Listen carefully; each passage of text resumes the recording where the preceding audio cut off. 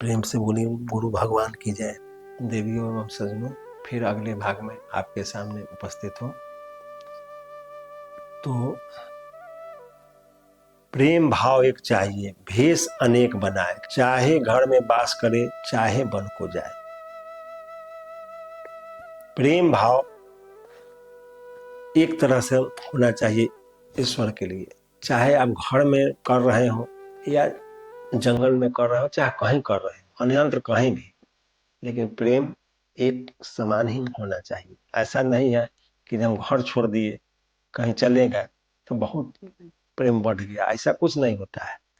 कहीं भी कोई जाता है तो उसका मन साथ ही होता है, और कोई भी काम मन ही करता है। इसीलिए बताया गया, मन ही देवता मन ही ईश्वर, मन से बढ़ा न कोई। तो मन ही सब कुछ है, तो मन से ही सब होता है। मन के जीते जीत है, मन के हारे हार। मन से जीत गए तो जीत गए, मन से हार गए तो हार गए। यही सच्चाई है। इससे मुंह नहीं मोड़ा जा सकता, इसको झुठलाया नहीं जा सकता है। तो सत्य सत्य ही होता है। एक बार की बात है,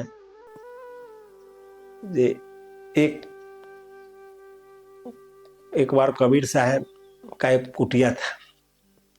उसी पहले से उनका एक कुटिया था, उसी कुटिया के सामने एक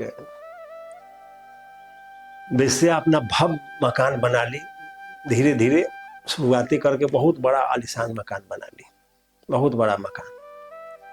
और यहाँ अब शाम के कबीरदास रोज भजन करते थे, तो उस समय खजूरी पर भजन करते थे। तब उनका 4-5 गो शिष्य आता था, अपने रहते थे, और उसी पर वो अपना मस्त होकर के बजाते थे और भजन गाते थे।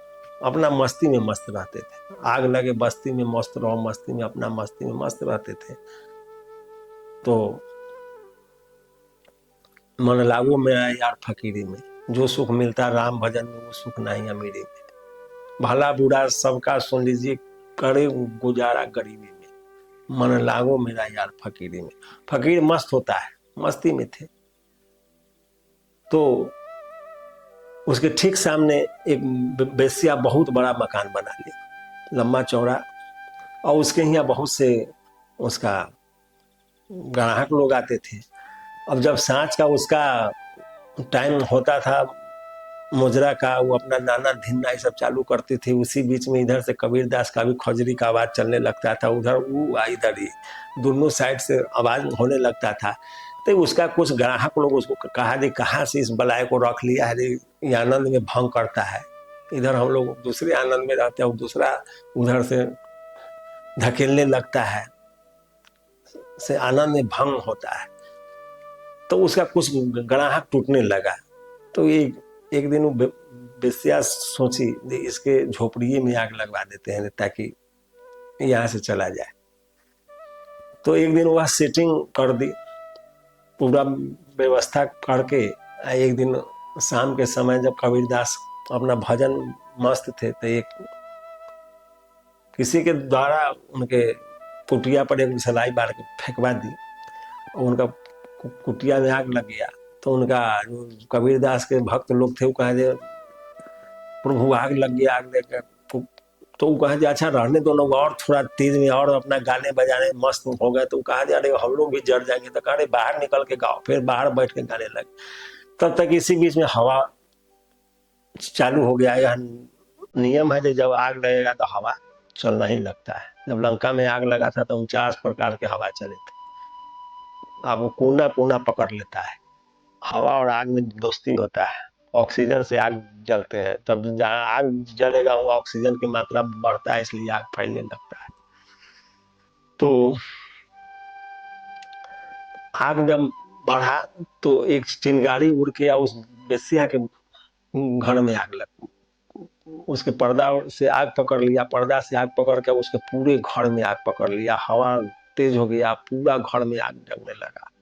उसके सारे जितने ग्राहक थे सब भाग चले, सब अपना अपना जान बचा के भागने लगा। इधर कबीरदास अपना मस्ती में भजन गा रहे थे अपना शिष्य सबके साथ, और तनका तेज कर दिए। आग जब बढ़ने लगा चारों तरफ तो और तेज में मस्ती करने लगे।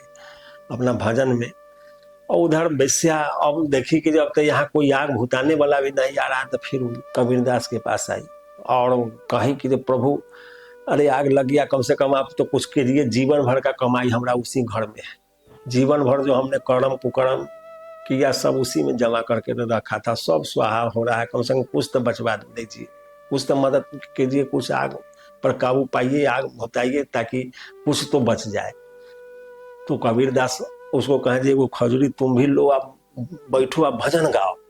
तो वो कहा भजन गाए, हमारा सारा संपत्ति जड़ गया तब जैसे भजन गाए। तो कबीरदास कहे देखो वो आग हमसे थोड़ी कंट्रोल में आएगा, इसलिए कि तुम्हारा यार हमारे झोपड़ी में आग लगा दिया, तो हमारा यार तुम्हारे महल में आग लगा दिया, तो यार यार की लड़ाई है, इसमें हम कहाँ फंसने जाते हैं, तुम कहाँ फंस रहा है, यार यार को फट जाने दो, जिसकी यार में जितना दम होगा उतना काम करेगा, इसलिए वो खजूरी तुम भी पकड़ो, भजन गाओ।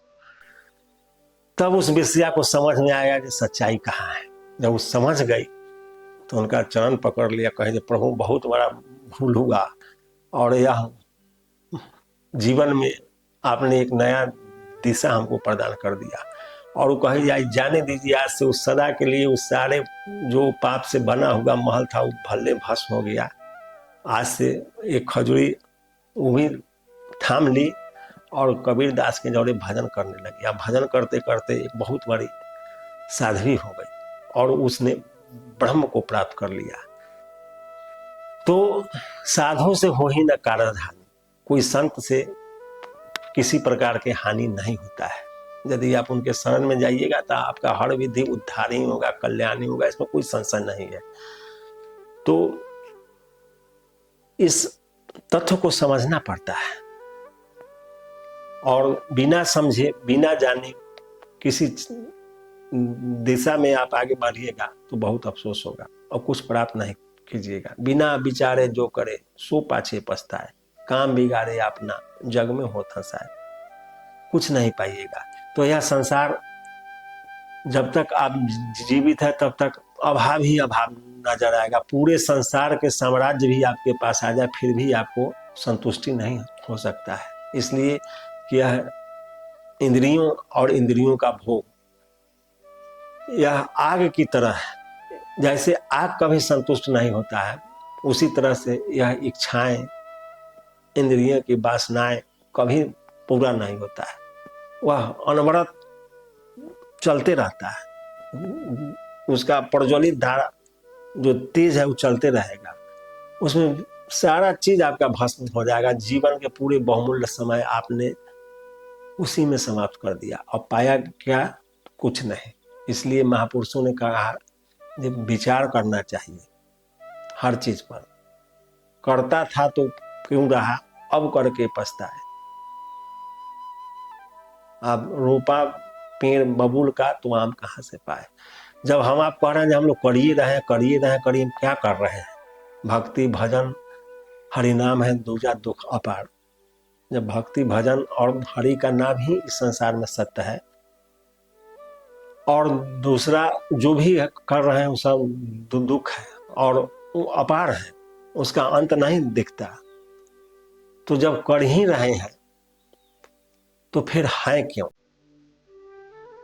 इसमें क्यों फंस रहे हैं। इसका मतलब है जो करने का तरीका गलत है।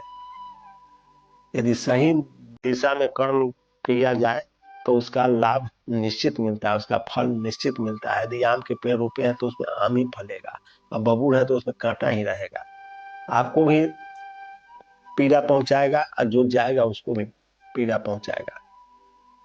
तो मनुष्य भावनाओं में व्यर्थ की चिंताओं में इंद्रियों के सुखी में सुख करने के लिए भटकते रहता है। अब यह चीज कर लेंगे तो ये करेंगे, ये कर लेंगे तो ये करेंगे, एक के बाद एक के बाद एक के बाद उसका इच्छाएं बढ़ते जाता है। एक लोभ दूसरे लोभ को जन्म देते चला जाता है और मनुष्य उसमें फंसता चला जाता है।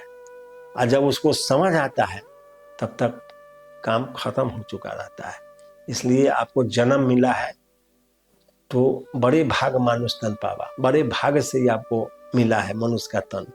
इसमें आप केवल 84 लाख योनि के तरह केवल खाने जीने और सोने और काम वासनाएं में ही मत बेताले। 84 लाख जूनी भी इसी में लगा हुआ है। वो भी खाता सोता बच्चा पैदा करता है, उसको भी क्रोध आता है, वो भी आपस में लड़ाई झगड़े करते हैं।